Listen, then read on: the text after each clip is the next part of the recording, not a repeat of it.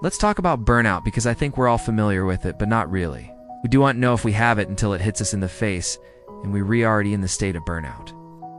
So let's talk about signs of burnout and how to recover from it, because trust me, we all need it. So the first sign of burnout is emotional exhaustion. What I mean by that is you just feel kind of empty inside. You don't really feel anything anymore. You don't cry when something makes you want to cry. You don't laugh when something makes you want to laugh. You just kind of are in this phase where you don't really feel anything. It's like your emotions are numb. You might even find yourself not really caring about things that used to matter a lot to you.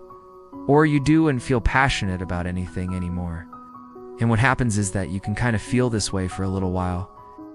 And then you can kind of get used to it and think like, oh, well, this is just how I am now. But if you feel like this for an extended period of time, this can be a sign of burnout. So pay attention to your emotions. If you notice that you're just kind of feeling nothing, that could be a sign of burnout. Another sign of burnout is constant fatigue. Like you always feel tired.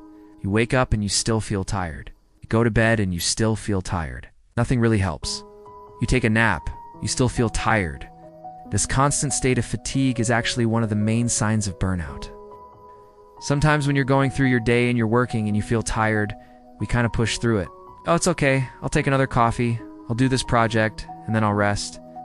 But no, like we never really give ourselves time to rest. If we're constantly doing that and pushing ourselves, that's a sign that we're heading towards burnout. So if you find yourself being in a constant state of fatigue and nothing really helps, you should take a break and try to figure out why you're feeling this way. The third sign of burnout is loss of motivation.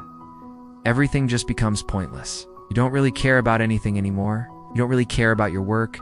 You don't care about your personal projects. You don't care about school. You don't care about exams. You don't care about anything.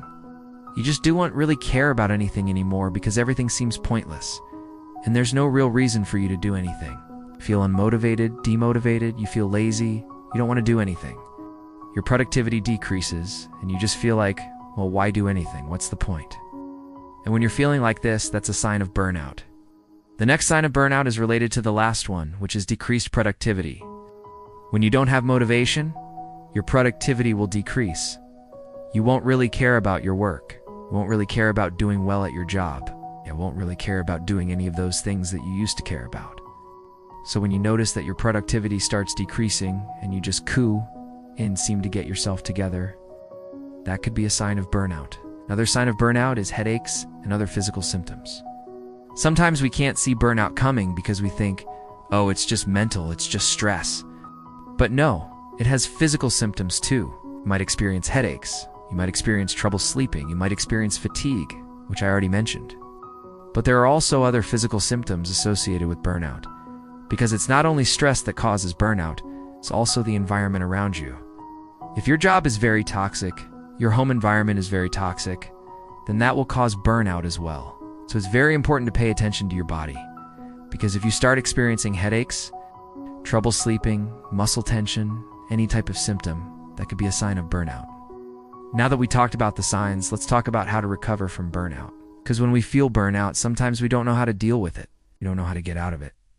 So here are some tips. The first thing you need to do is set boundaries.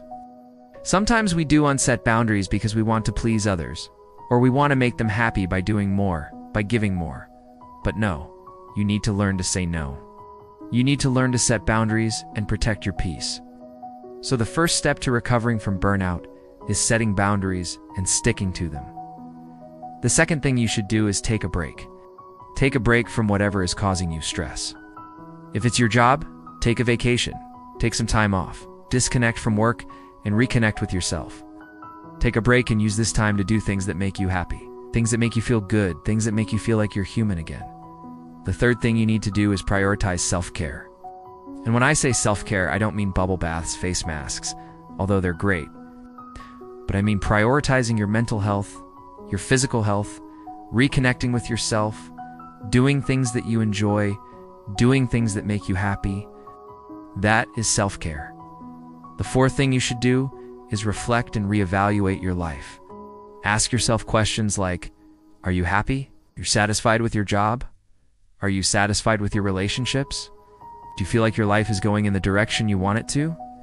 These are very important questions that you need to ask yourself honestly. Because sometimes when we in burnout, we don't know why we're in burnout. By reflecting and asking ourselves these questions, we can understand what is making us feel this way. And after we understand what is making us feel this way, we can either change it or remove ourselves from that situation entirely. Because if you're unhappy at your job, you don't have to quit immediately. But maybe you need to start looking for another job. Or maybe you need to talk to your boss and see if you can switch positions. Or maybe you can just take a break from work and see if that helps. But you need to do something about it. Because staying in a job that makes you unhappy will only lead to more stress and more burnout. And finally, the fifth thing you should do is reconnect with your passions. When you're in burnout, you tend to lose your passions. You tend to lose interest in the things that you used to be interested in. So take some time to sit down and think, what do I enjoy doing? What do I like? What do I want to do more of in my life? And start doing that. Start doing these activities. Start doing these hobbies. Start pursuing these passions, because that will make you feel fulfilled. That will make you feel happy. And that will help you recover from burnout. When you should seek professional help, that's a question many people ask. When is the right time to seek professional help? Well, the truth is, there is no right time. There's no perfect time to seek professional help. If you feel like you need it, then seek professional help. If you feel like talking to someone would help you, then talk to someone. There is no harm in seeking professional help. And if you're going through burnout, a therapist can definitely help you get through it. I hope this video was helpful. I hope you enjoyed it. Remember that you're amazing. See you next time.